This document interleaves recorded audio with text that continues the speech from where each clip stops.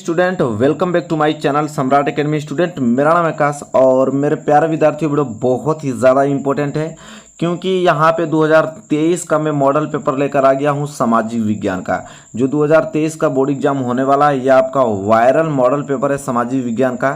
तो बहुत ही ज़्यादा इंपॉर्टेंट ये वीडियो आप लोगों के लिए। वीडियो पूरा देखिएगा, इस मॉडल पेपर को पूरा समझ लीजिएगा। सेम इसी पैटर्न पे, सेम इसी मॉडल पे आप लोगों का 2023 का जो एग्ज़ाम होने वाला है उसका पेपर आप लोगों को सेम इसी पैटर्न पे बनने वाला है। तो वीडियो को लाइक कर दीजिए और चैनल पर नए हैं तो चैनल को तुरंत सब्सक्राइब कर लीजिए।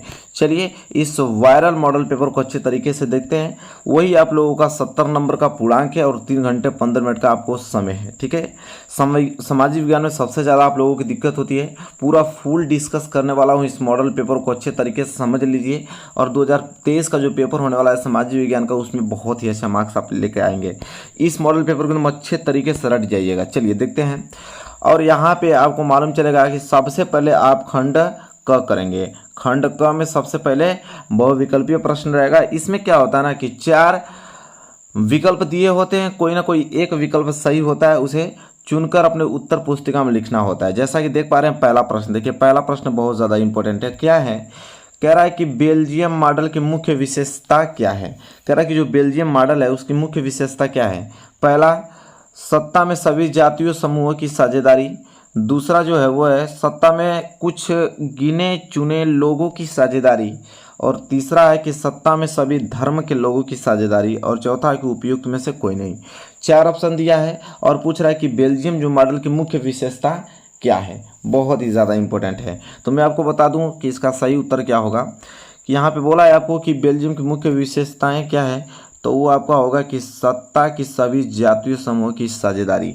ये आपका बेल्जियम मॉडल की मुख्य विशेषता है कि सत्ता में सभी जातीय समूहों की साझेदारी। ठीक है, तो पहले क्वेश्चन का जो क जो है वो राइट आंसर हो जाएगा। इसके बाद हम बात करें आगे तो प्रश्न नंबर दूसरा यहाँ पे जैसा कि देख पा रहे हैं कि महात्मा गांधी ने किस घटना के कारण असहयोग आंदोलन स्थगित कर दिया था।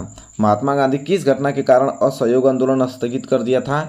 Option A Rowlatt act, option B Jallianwala Bagh हत्याकांड, ऑप्शन सी खिलाफत आंदोलन और ऑप्शन डी चौरी चौरा कांड। ठीक है, तो चलिए बताइए कि महात्मा गांधी जो किस घटना के कारण असहयोग आंदोलन जो स्थगित कर दिए थे।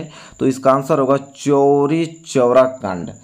जैसे चौरी चौरा कांड हुआ तो उन्होंने क्या किया कि असहयोग आंदोलन को स्थगित कर दिया।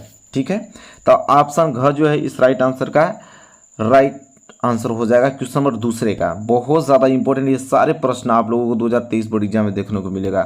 चलिए आगे बढ़ते हैं। अगला प्रश्न यह है, प्रश्न नंबर तीसरा, कि 1861 में संयुक्त इटली का शासक कौन बना। कह रहा है कि 1861 में संयुक्त इटली का शासक कौन बना। ऑप्शन है Victor Emmanuel Bismarck, option C Victor Emmanuel द्वितीय की ऑप्शन डी काबूर। तो बताइए क्वेश्चन नंबर तीसरा के क्या होगा right answer. Very most important है। तो मैं आपको बता दूं कि जो 1861 में संयुक्त इटली का शासक कौन था, तो वो था विक्टर इमैनुअल द्वितीय। क्या था? विक्टर इमैनुअल द्वितीय था। तो ऑप्शन ग क्वेश्चन नंबर तीसरा का राइट आंसर हो जाएगा। ठीक है, चलिए इसी के साथ हम आगे बात करेंगे क्वेश्चन नंबर चौथे के लिए। और क्वेश्चन नंबर चौथा वेरी मोस्ट इंपोर्टेंट क्वेश्चन क्या है। कह रहा है कि हिंद स्वराज नामक पुस्तक की रचना किसने की थी। कह रहा है कि जो हिंद स्वराज थी वो पुस्तक थी, उसकी रचना किसने की थी। तो बताइए option A Pandit Jawaharlal Nehru, option B Rabindranath Tagore, option C Mahatma Gandhi और ऑप्शन डी बाल गंगाधर तिलक।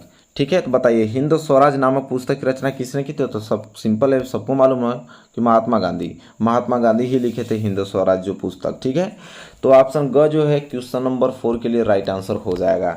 चलिए इसी के साथ आगे हम बढ़ेंगे और अगला प्रश्न नंबर है प्रश्न नंबर 5वां। और प्रश्न नंबर 5वां क्या बोल रहा है कि जर्मनी का एकीकरण किस युद्ध के बाद हुआ। कह रहा है कि जो जर्मनी का एकीकरण हुआ वो किस युद्ध के बाद पूरा हुआ। ठीक है, कह रहा है कि जर्मनी का एकीकरण किस युद्ध के बाद पूरा हुआ। ऑप्शन है ऑस्ट्रिया प्रसा युद्ध द्वारा, कि फ्रांस प्रसा युद्ध द्वारा, कि फ्रांस ऑस्ट्रिया युद्ध द्वारा, किनमें से कोई नहीं। बताए वेरी मोस्ट इंपोर्टेंट है। ठीक है, तो इसका जो राइट आंसर हो जाएगा होगा option number C, France Austria युद्ध के द्वारा जर्मनी का एकीकरण पूरा हुआ। ठीक है, फ्रांस ऑस्ट्रिया युद्ध द्वारा।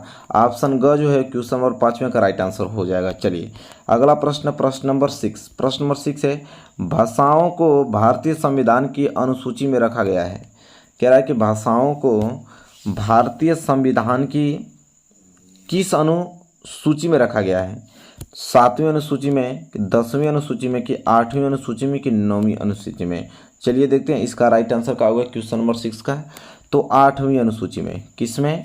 8वीं अनुसूची में भाषाओं को भारतीय संविधान की किस अनुसूची में रखा गया है? तो 8वीं अनुसूची में, याद होना चाहिए।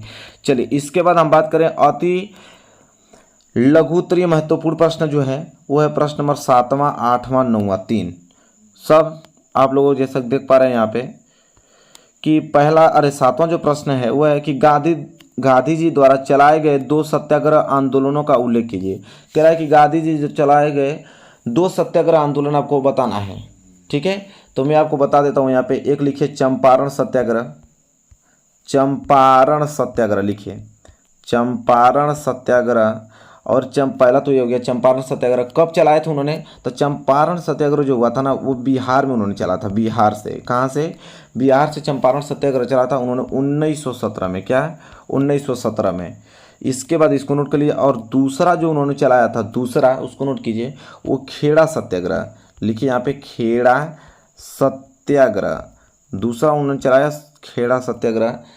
और यह गुजरात से उन्होंने चलाया था। कहाँ से? गुजरात से चलाया था। किस सन में चलाया था? तो 1918, 1 साल बाद। ठीक है, तो खेड़ा सत्याग्रह। तो गांधी द्वारा चलाए गए 2 सत्याग्रह आंदोलनों का उल्लेख करने के लिए पूछा था। तो अच्छे तरीके से 2 लिख दीजिए, आराम से नंबर मिल जाएगा आपको।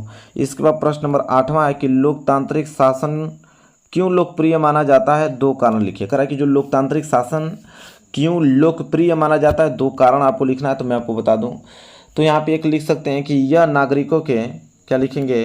पहला कि यह नागरिकों के, ध्यान से सुनते रहिए, नोट कीजिए, यह नागरिकों के बीच, ये नागरिकों के बीच समानता को, ये नागरिकों के बीच समानता को प्रोत्साहित करता है। क्या करता है? प्रोत्साहित करता है, प्रोत्साहित करता है। ठीक है, यहाँ पे देख पा रहे हैं कि यह नागरिकों के बीच समानता को क्या करता है? प्रोत्साहित करता है। दूसरा की बात कर रहा है कि यहाँ पे दूसरा कारण क्या होगा?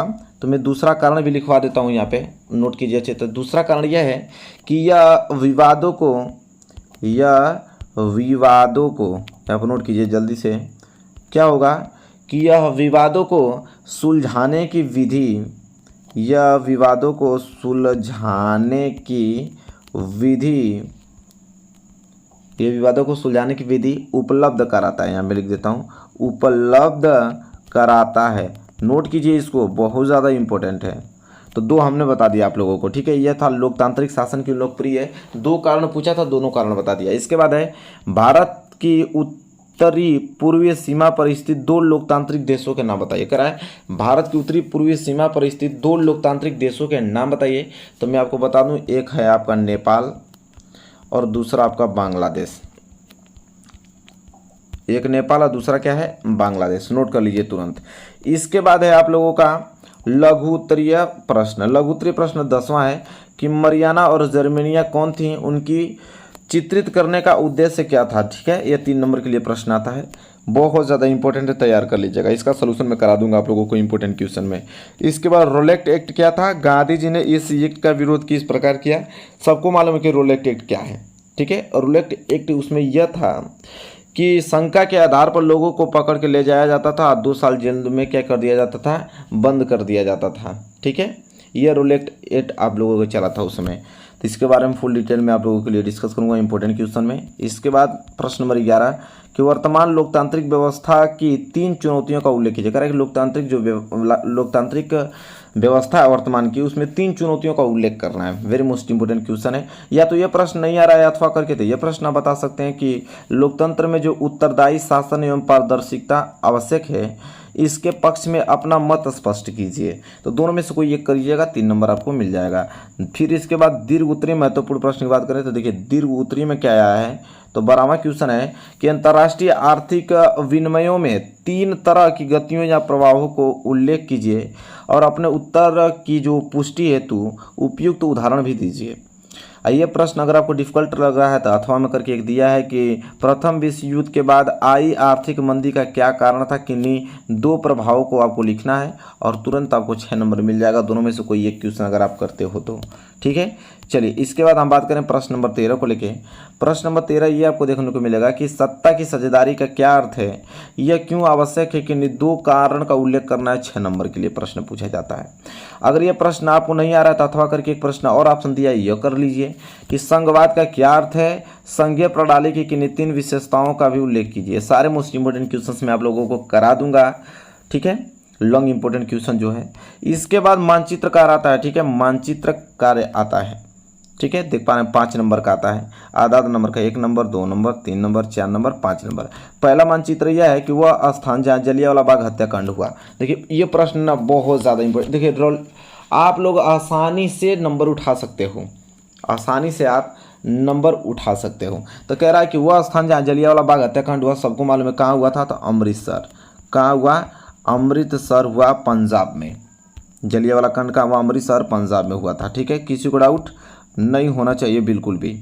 इसके बाद दूसरा हम बात करें, नोट कर लीजिए, वह स्थान जहाँ गांधी जी ने नमक बनना प्रारंभ किया। कह रहा वह स्थान बताइए जहाँ गांधी द्वारा नमक बनाना प्रारंभ किया गया, तो वह है दांडी। दूसरा क्या है, दांडी, जो कि कहाँ पड़ता है, गुजरात में, गुजरात में। इसके बाद हम डिस्कस करें तीसरा प्रश्न कि वह स्थान जहां नील की खेती करने वाले किसानों ने आंदोलन किया।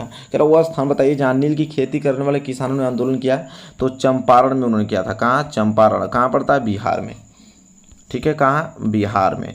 क्लियर हो गया। चलिए इसके बाद करें, कह रहा है कि वह स्थान, देखिए वह स्थान जहाँ सूती मिल श्रमिकों ने सत्याग्रह किया।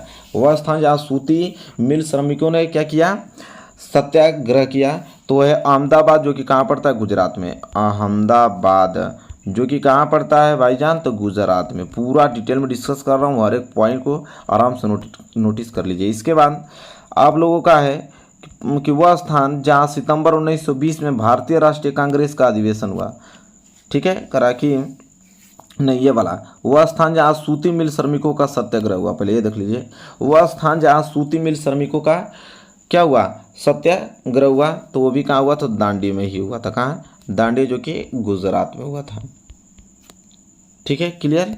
चलिए इसके बाद हम बात करें कि वह स्थान जहाँ सितंबर 1920 में भारतीय राष्ट्रीय कांग्रेस का अधिवेशन हुआ, ठीक है, तो कहाँ हुआ भाई, तो कलकत्ता हुआ। कहाँ, कलकत्ता, जो कि कहाँ पड़ता है, बंगाल में पड़ता है। कहाँ पड़ता है, बंगाल में पड़ता है। यहाँ मैं लिख भी देता हूँ, आप लोग नोट कर लीजिए, बंगाल में। चलिए तो यहाँ पे मानचित्र कार्य भी हो गया, बस लोकेशन आपको डिनोट करना है। तो चलिए मैं आप लोगों को मानचित्र भरना आप लोगों को दिखा दूंगा, ठीक है। हालांकि इसका उत्तर मैं बता दिया हूँ, बस मानचित्र भर के आप लोगों को इसका लोकेशन दिखा दूंगा। इसके बाद हम बात करें आगे, तो ये तो आप लोगों को करना नहीं है, कह रहा है कि केवल दृष्टिबाधित है, दृष्टिबाधित परीक्षार्थियों के लिए, आप लोगों के लिए नहीं। इसके बाद स्टार्ट होगा आप लोगों का खंड ख। क्या स्टार्ट होगा, खंड ख स्टार्ट होगा, और खंड ख में प्रश्न नंबर 15 बहुविकल्पीय प्रश्न है। क्या है कि निम्नलिखित में किस प्रांत में सीढ़ीदार जो सोपानी खेती की जाती है। कह रहा है कि निम्नलिखित में से किस प्रांत में सीढ़ीदारी खेती की जाती है, बताइए। पंजाब में, हरियाणा में, उत्तर प्रदेश में कि उत्तराखंड में, बताइए। Very most important. तो मैं आपको बता दूं, उत्तराखंड में जो है ना वो सीढ़ीदारी खेती की जाती है, ठीक है। तो 15वां का घ जो है राइट आंसर हो जाएगा। इसके बाद क्वेश्चन नंबर 16 देखेंगे। क्वेश्चन नंबर 16 इंपॉर्टेंट क्वेश्चन है बहुत ज़्यादा। क्या है कि निम्न में से कौन सी रबी फसल है, बताइए। इन चारों ऑप्शन में से कौन रबी की फसल है, दालें, मोटे अनाज की, चना की, कपास, बताइए। वेरी मोस्ट इंपॉर्टेंट है क्वेश्चन नंबर 16। तो रबी की फसल, तो रबी की फसल की बात करूँ तो जो ये चना है ये रबी की फसल है। चना जो है रबी की फसल होती है। तो प्रश्न नंबर 16 का ग जो है राइट आंसर हो जाएगा। चलिए आगे बात करेंगे प्रश्न नंबर 17। प्रश्न नंबर 17 क्या है कि झारखंड में स्थित जो कोडरमा निम्नलिखित में से किस खनिज का अग्रणीय उत्पादक है। झारखंड में स्थित जो कोडरमा है निम्नलिखित में से किस खनिज का अग्रणीय उत्पादक है, बताइए। बॉक्साइट, अब्रक, कि लौह अयस्क तांबा, वेरी मोस्ट इंपोर्टेंट है। तो झारखंड में स्थित कोडरमा जो है निम्नलिखित में से किस खनिज का अग्रणीय उत्पादक है? तो मैं बता दूं किसका है, तो अभ्रक का। किसका है? अभ्रक का है। तो प्रश्न नंबर 17 का ख जो है वो राइट आंसर हो जाएगा। चलिए आगे डिस्कस करेंगे प्रश्न नंबर 18। और प्रश्न नंबर 18 क्या है कि निम्न में से किस राज्य में काली मृदा रूप में पाई जाती है? कह रहा निम्न में से किस राज्य में काली मृदा मुख्य रूप में पाई जाती है? आपको बताना है गुजरात में, राजस्थान में, महाराष्ट्र में कि झारखंड में। बताइए, वेरी मोस्ट इंपोर्टेंट है ये प्रश्न नंबर 18। तो क्या हो जाएगा राइट आंसर? तो मैं बता दूं कि कह रहा है कि किस राज्य में काली मृदा मुख्य रूप में पाई जाती है? तो महाराष्ट्र में। कहाँ? महाराष्ट्र में। और प्रश्न नंबर 18 का ग जो है राइट आंसर हो जाएगा। इसके बाद डिस्कस करें प्रश्न नंबर 19। प्रश्न नंबर 19 है कि मानव विकास सूचकांक जिसे हम बोलते हैं SDI, भारत में SDI में भारत का स्थान कितना है? करा कि मानव विकास सूचकांक में भारत का जो स्थान कितना है? 120वां, 131वां, 180वां कि 190वां? ठीक है, आपको बताना है, वेरी मोस्ट इंपोर्टेंट है। तो मैं बता दूं कि भारत में जो मानव विकास सूचकांक का स्थान है वह है 130वां। कितना है? 130वां है। ठीक है, इसको नोटिस कर लीजिए। इसके बाद प्रश्न नंबर 20 है कि भारत आय की दृष्टि से कैसा राष्ट्र है? भारत जो है आय की दृष्टि से कैसा राष्ट्र है? उच्च आय वर्ग वाला कि मध्य आय वर्ग वाला कि निम्न आय वर्ग वाला कि इनमें से कोई नहीं? बताइए, वेरी मोस्ट इंपोर्टेंट है। तो मैं आपको बता दूं कि जो भारत है आय की दृष्टि से कैसा राष्ट्र है? तो वह है आपका मध्य आय वर्ग वाला। क्या है? मध्य आय वर्ग वाला है। तो ख जो है वो राइट आंसर हो जाएगा क्वेश्चन नंबर 20वें का। चलिए इसके बाद हम बात करेंगे आगे। तो आगे आपको प्रश्न मिलेगा अति लघु उत्तरीय महत्वपूर्ण प्रश्न। तो इसमें क्या है अति लघु उत्तरीय? कह रहा है कि जैव और अजैव संसाधन का कोई दो अंतर लिखिए। कह रहा है कि जैव और अजैव संसाधन का कोई दो अंतर। तो मैं आपको बता दूं पहला अंतर यह होता है कि इनमें जो होता है ना वन हुआ, पशु हुआ। पहला अंतर सुनिए, इसमें वन हुआ, पशु हुआ और मनुष्य हुआ आदि शामिल होते हैं। किसमें? जैव में। जैव संसाधन में वन हुआ, पशु हुआ, मनुष्य हुआ, यह सब सम्मिलित होते हैं। और अजैव संसाधन में क्या होता है कि इसमें आपका भूमि हुआ। अजैव संसाधन की बात करूं तो इसमें आपका भूमि हुआ, जल हुआ, मृदा हुआ। ठीक है, यह सब शामिल होते हैं। ठीक है, तो क्लियर हो गया। चलिए इसके बाद क्या पूछा है अगला प्रश्न कि सकल घरेलू उत्पादक क्या है? देखिए सकल घरेलू उत्पादक क्या है ये पूछ रहा है। तो इस देखिए सकल जो घरेलू उत्पादक है क्वेश्चन नंबर 22 वो है कि जैसे किसी विशेष, अगर मैं प्राथमिकता की बात करूं, किसी विशेष प्राथमिक चाहे द्वितीय हो चाहे तृतीय क्षेत्रों में उत्पादित सभी अंतिम वस्तुओं को और सेवाओं को मूल्य की राशि को देश का सकल घरेलू उत्पादक कहा जाता है। ठीक है, इसको मैं लिखवा दूंगा आप लोगों को। इसके बाद क्या है कि प्रक्षेत्र बेरोजगारी का कोई अन्य नाम लिखिए। कह रहा है कि क्या? प्रक्षेत्र बेरोजगारी का कोई अन्य नाम लिखिए। तो यहाँ पे अरे प्रक्षेत्र कर रहा हूँ, प्रच्छन्न होता है। प्रच्छन्न बेरोजगारी का कोई नाम लिखिए। तो प्रच्छन्न बेरोजगारी के जो अन्य दो नाम हैं वो मैं लिख देता हूँ यहाँ पे। जैसे छिपी हुई बेरोजगारी, क्या होता है? छिपी हुई बेरोजगारी। नोट कीजिए हमारा सुनकर आवाज़। छिपी हुई बेरोजगारी तथा एक होता है अल्प बेरोजगारी। तो छिपी हुई बेरोजगारी और दूसरा अल्प बेरोजगारी आप लोगों को नोट कर लीजिए। यह प्रच्छन्न बेरोजगारी का कोई अन्य नाम है। इसके बाद हम डिस्कस करें तो आता है प्रश्न नंबर 24। प्रश्न नंबर 24 है कि आग्नेय तथा कांतिक चट्टानों में खनिजों का निर्माण किस प्रकार होता है? वेरी मोस्ट इंपोर्टेंट क्वेश्चन है, हर साल पूछता है, इस बार भी पूछेगा। आग्नेय तथा कांतिक चट्टानों में खनिजों का निर्माण किस प्रकार होता है? 3 नंबर के लिए प्रश्न आता है।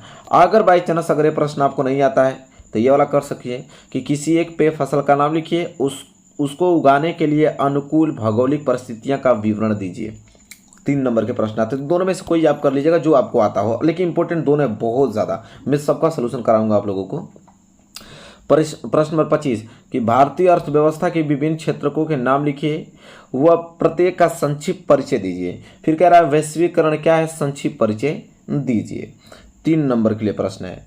ठीक है, तो अगर भारतीय अर्थव्यवस्था के विभिन्न क्षेत्रों के नाम लिखिए, वह प्रत्येक का संक्षिप्त परिचय दीजिए। अगर ये प्रश्न आ रहा है तो ठीक है, नहीं आ रहा है तो वैश्वीकरण क्या है, संक्षिप्त परिचय दीजिए, 3 नंबर तैयार हो जाएगा। दोनों में से कोई एक करेंगे 3 नंबर मिल जाएगा। तो दोनों में से कोई एक ही करना होता है, दोनों नहीं करना होता, ठीक है। चलिए इसके बाद दीर्घ उत्तरीय देखिए क्या है, प्रश्न नंबर 26 कि अंतर्राष्ट्रीय बाजार किसे कहते हैं और इसकी 5 विशेषताओं को लिखिए। अंतर्राष्ट्रीय बाजार किसे कहते हैं, इनकी 5 विशेषताओं को लिखिए। 6 नंबर के लिए प्रश्न पूछा जाता है, बहुत ज़्यादा इंपॉर्टेंट प्रश्न है, हर साल पूछा जाता है। इसके बाद यह है, वो नहीं आ रहा था, यह कर लीजिएगा कि परिवहन के साधन कितने प्रकार के होते हैं। स्थल परिवहन में सड़क परिवहन को कितने भागों में बांटा जा सकता है और किसी 2 का वर्णन करना है। वेरी मोस्ट इंपॉर्टेंट, दोनों में से कोई ये कर रहा है, कर लीजिए, 6 नंबर तैयार हो जाएगा। मैं कराऊंगा, सब कराऊंगा, ये प्रश्न नहीं छोड़ूंगा। प्रश्न नंबर 27 कि भारत में उपभोक्ता का समर्थन बनाने के लिए सरकार द्वारा किन कानूनी मापदंडों को लागू करना चाहिए। 6 नंबर के लिए प्रश्न पूछा जाता है। यह प्रश्न नहीं आ रहा था, यह प्रश्न कर लीजिए कि वैश्वीकरण का प्रभाव एक समान नहीं है, इस कथन को अपने शब्दों में क्या कीजिए, व्याख्या कीजिए। 6 नंबर के लिए प्रश्न पूछा जाता है। चलिए इसके बाद हम बात करें प्रश्न नंबर 28। तो प्रश्न नंबर 28 जो है मानचित्र आता है। तो इसमें मानचित्र, प्रश्न नंबर 28 में मानचित्र हमसे पूछा है। और क्या पूछा है प्रश्न नंबर 28 में, ध्यान दीजिएगा कि पूछा है कि पश्चिम बंगाल का एक उत्थान चित्र द्वारा नाम सहित बताइए। कह रहा है कि पश्चिम बंगाल का एक उत्थान बताइए। किसका, पश्चिम बंगाल का एक उत्थान। तो मैं आपको बता दूं कि पश्चिम बंगाल का जो एक उत्थान है वो है आपका सुंदरवन। क्या, सुंदरवन है, क्या है, सुंदरवन, नोट कर लीजिए। इसके बाद है कि नर्मदा नदी बने बांध द्वारा नाम सहित बताइए। कह रहा है कि नर्मदा नदी किस बांध पर बना है, नर्मदा नदी किस बांध पर बना है बताइए। और चित्र के अनुसार तो सरदार सरोवर बांध पे, किसमें, सरदार सरोवर बांध पे बना है। सरदार सरोवर बांध पे मैं लोकेशन आप लोगों को जब चित्र के द्वारा बता दूंगा, मानचित्र में कहाँ इसका लोकेशन है। इसके बाद तीसरा है कि महानदी द्वारा नाम सहित बताइए। कह रहा है कि महानदी को इस डिनोट कीजिए और नाम सहित बताइए कि महानदी कहाँ है, ठीक है। तो मैं लोकेशन पे आप लोगों की इसको बता पाऊंगा कि लोकेशन में कहाँ है, ठीक है। इसके बाद झारखंड का एक कोयला क्षेत्र बताइए। कह रहा है कि झारखंड का एक कोयला क्षेत्र बनाना है, इस चित्र के माध्यम से आपको बताना है। तो झारखंड का एक कोयला क्षेत्र है झरिया। क्या है, झरिया, ठीक है। मैं बताऊंगा कि झरिया मानचित्र में कहाँ होता है, किस लोकेशन पे होता है, हालांकि उत्तर आप याद रखिए।